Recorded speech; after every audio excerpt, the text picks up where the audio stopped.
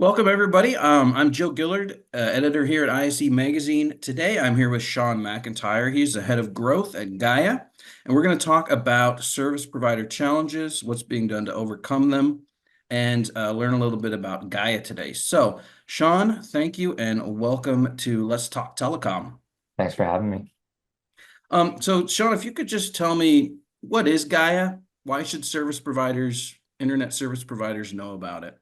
Absolutely. So Gaia is a modern OSS BSS platform that provides a seamless subscriber experience for internet service providers.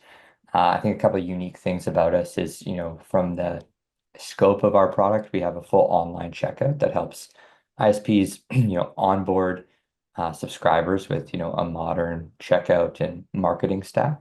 And then that is, connected to the billing and CRM part of our OSS BSS, but then also the field service and technician app that we like to say is kind of like an Uber-like experience, the being able to track technicians and understand when they're coming and all that good stuff. So we think we're one of the most modern platforms on the market in terms of, we're cloud hosted, modular, open API, just compared to a lot of what we're maybe up against right now is, maybe on-prem or, legacy systems that, ISPs are coming to us and saying, hey, we need to kind of upgrade and modernize our systems and processes. And so that's where we've really, come into place. So it's a bit of a platform. I think on the business side, for those who maybe don't know our story, our co-founder Mark and Francis, they started an ISP in Canada about in 2017, and they grew it from about 0 to 50,000 subscribers in 3 or 4 years. And then in that time, didn't find the perfect platform that was flexible and fit their needs, and so that's when they started developing Gaia, moved Oxio, the ISP, onto Gaia, and then, discovered that this was something that could bring a lot of value to other ISPs across the world. So in 2023, sold the ISP Oxio to Cogeco, which is one of the incumbents in Canada, for $100 million, and spun out Gaia into its own standalone business. And, for the last couple of years, they've been going to market mostly in the US and onboarding ISPs constantly. So that's the platform and company overview, hopefully, quickly. Yeah, that's awesome. What an interesting kind of unique origin story there. So let's talk a little bit about what ISPs come to you for. What kind of challenges do they have, and what do they come to you looking to solve?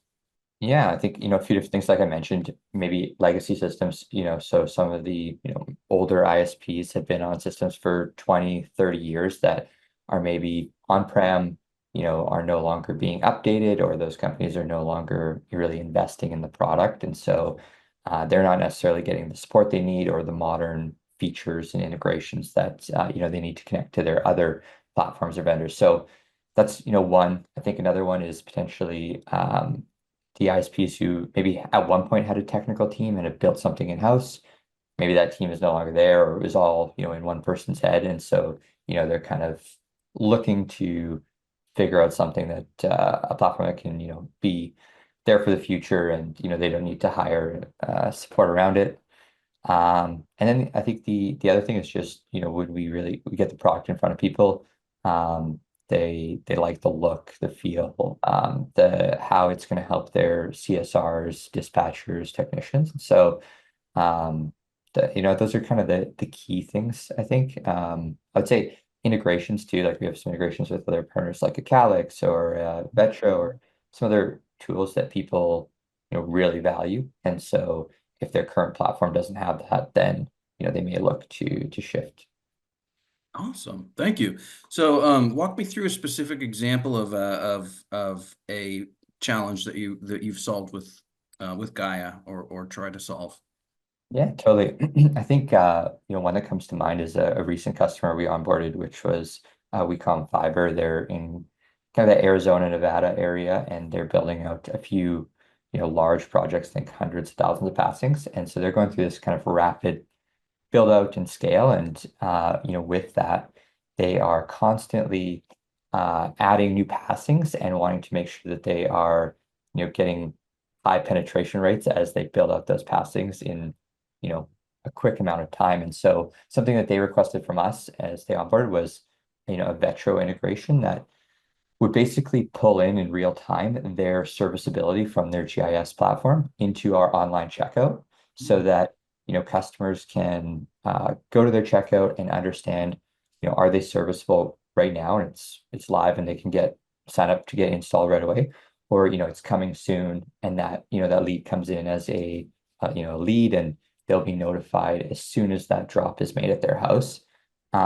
So I think that just really helping the ISP maximize their penetration rate in kind of that fast and modern time without someone having to always update multiple systems, or CSRs having to check multiple systems and try and understand who's serviceable or not is kind of the most recent example I can think of that I thought was pretty cool.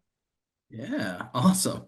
Yeah, thanks for giving that specific example. It's always helpful to hear that and get a picture in your mind of how it works.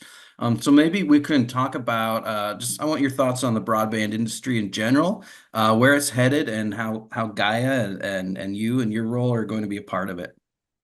Totally, and I'm not a total expert on the whole industry by any means, but I think from what we hear from our customers, it's that, things are getting more and more competitive out there. There's overbuilders, Mhm. and what is going to set them apart is delivering an awesome customer experience.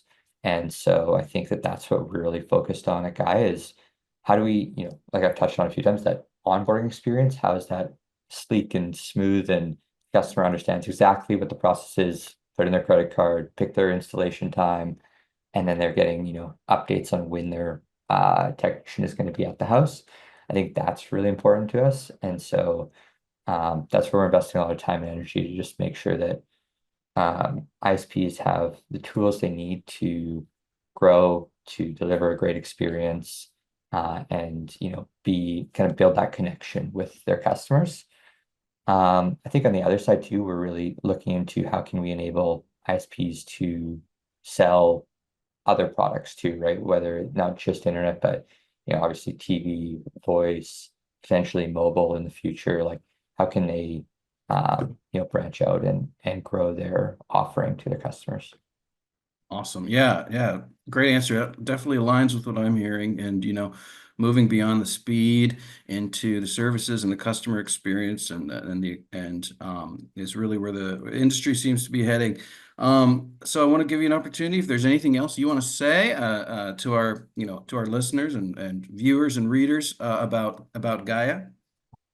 I think what I'm really excited about is we have an awesome team. A lot of our team was we may only be a few years old, but a lot of the team was with us as an ISP. And so, we were operators.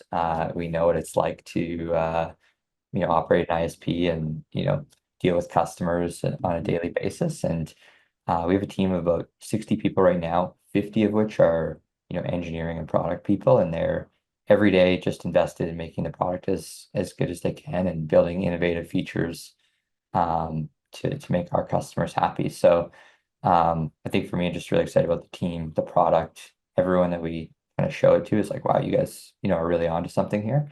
So yeah, that's it on our end. Lots of cool examples that you know, like that WeCom and Vetro Mhm. integration that we'll focus on putting out more stories out as the year progresses around kind of the how we're helping different ISPs in different areas of their business and helping them modernize and grow. That's it for me. Awesome. Yeah, I love that. I love the fact that you come from the Gaia comes from the ISP business themselves. I think that's unique in software applications is that they're really came from that direct real experience and background. So very, very cool. Shawn, thank you so much for joining. I hope we can have you back some future time. Thanks so much for having me. Yeah, awesome. Well, thank you and take care. Have a great rest of your week. You too.